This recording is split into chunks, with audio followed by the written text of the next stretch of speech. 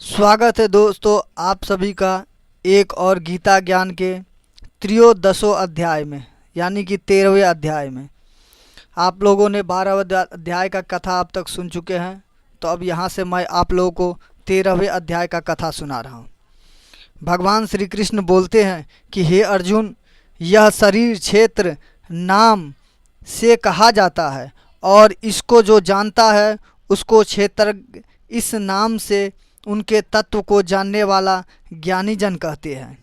हे अर्जुन, तू सब क्षेत्रों में क्षेत्रज्ञ अर्थात जीवात्मा भी मुझे ही जान और क्षेत्र क्षेत्रज्ञ को अर्थात विकार सहित प्राकृतिक को पुरुष का जो तत्व को जानता है वह ज्ञान है, ऐसा मेरा मत है।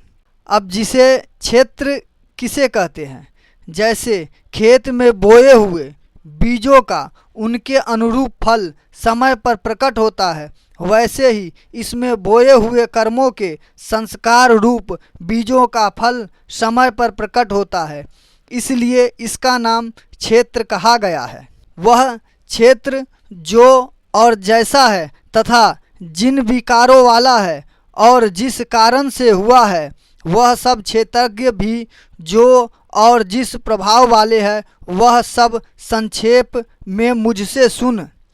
यह क्षेत्र और क्षेत्रज्ञ का तत्व ऋषियों द्वारा बहुत प्रकार से कहा गया है और विविध वेद मंत्रों द्वारा भी विभाग पूर्वक कहा गया है तथा भली भांति निश्चय किए हुए युक्ति यक्ति ब्रह्मसूत्र के पदों द्वारा भी कहा गया है।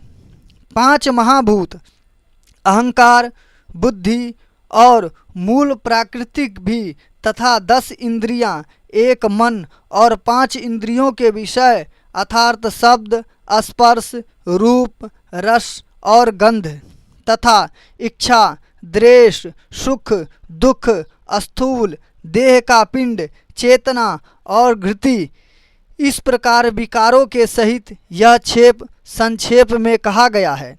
श्रेष्ठता के अभिमान का अभाव, दंभाचरण का अभाव, किसी भी प्राणी को किसी प्रकार भी न सताना, क्षमा भाव, मन वाणी आदि की सरलता, श्रद्धा भक्ति सहित गुरु की सेवा, बाहर भीतर की शुद्धि, अंतःकरण की स्थिरता और मन इंद्रियों सहित शरीर का निग्रह, इस लोक और परलोक के संपूर्ण भोगों में आसक्ति का अभाव और अहंकार का भी अभाव, जन्म मृत्यु जरा रोग आदि में दुख और दोषों का बार बार विचार करना, पुत्र स्त्री घर और धन आदि में आसक्ति का अभाव, ममता का न होना तथा प्रिय और अप्रिय की प्राप्ति में सदा ही चित्त का सम रहना, मुझ परमेश्वर में अन्य योग के द्वारा अव्यभिचारिणी भक्ति तथा एकांत और शुद्ध देश में रहने का स्वभाव और विषयायुक्त मनुष्यों के समुदाय में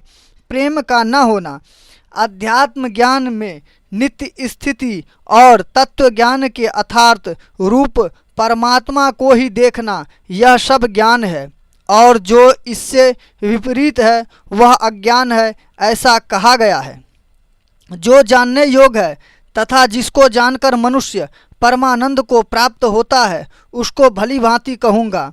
वह अनादि वाला पर ब्रह्मा न सत्य की कहा गया जाता है न असत्य ही, वह सब और हाथ पैर वाला, सब और नेत्र सिर और मुख वाला तथा सब और कामना वाला, क्योंकि वह संसार में सबको व्याप्त करके स्थित है।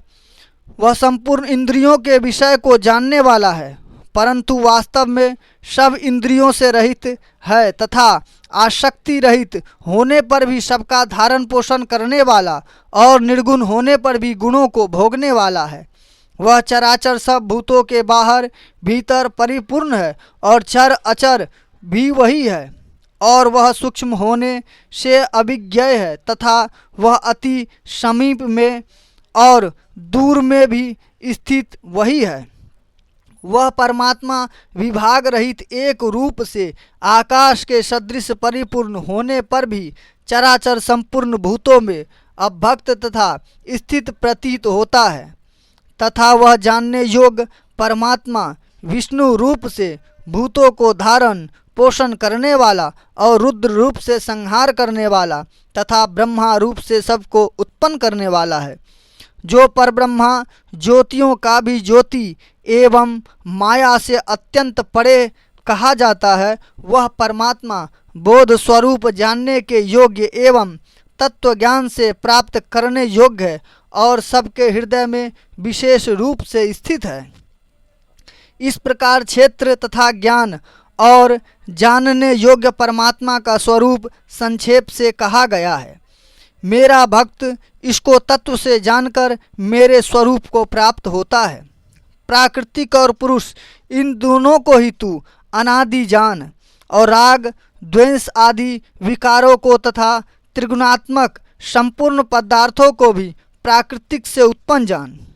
कार्य और कारण को उत्पन्न करने में हेतु प्राकृतिक कही जाती है और जीवात्मा सुख दुखों के भोक्तापन में अर्थात भोगने में हेतु कहा जाता है। प्राकृतिक में स्थिति पुरुष प्राकृतिक से उत्पन्न त्रिगुणात्मक पदार्थों को भोगता है और इन गुणों का संयोग ही इस जीवात्मा के अच्छी बुरी योनियों में जन्म लेने का कारण है। इस देह में स्थित यह आत्मा वास्तव में परमात्मा ही है। वह साक्षी होने से उपद्रष्टा और यथार्थ सम्मति देने वाला होने से अनुमंता, सबका धारण पोषण करने वाला होने से भर्ता, जीव रूपा से भोक्ता, ब्रह्मा आदि का भी स्वामी होने से महेश्वर और शुद्ध सच्चिदानंद घन होने से परमात्मा ऐसा कहा गया है।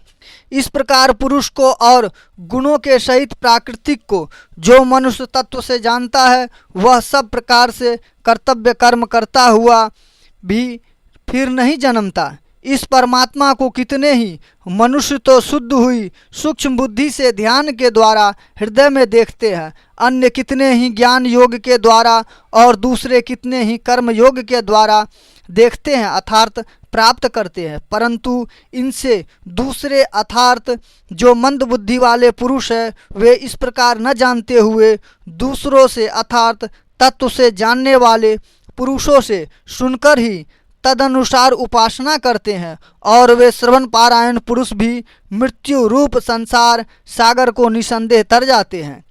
हे अर्जुन, यावन मात्र जितने भी अस्थावर जंगम प्राणी उत्पन्न होते हैं, उन सबको तू क्षेत्र और क्षेत्रज्ञ के संयोग से ही उत्पन्न जान। जो पुरुष नष्ट होते हुए सब चराचर भूतों में परमेश्वर को नाश रहित और समभाव में स्थित देखता है, वही यथार्थ देखता है। क्योंकि जो पुरुष मुझ में समभाव से स्थित परमेश्वर को समान देखता हुआ अपने द्वारा अपने को नष्ट नहीं करता, इससे वह परम गति को प्राप्त होता है। और जो पुरुष संपूर्ण कर्मों को सब प्रकार से प्राकृतिक के द्वारा ही किए जाते हुए देखा जाता है, वह आत्मा के अकर्ता देखता है, वही यथार्थ देखता है।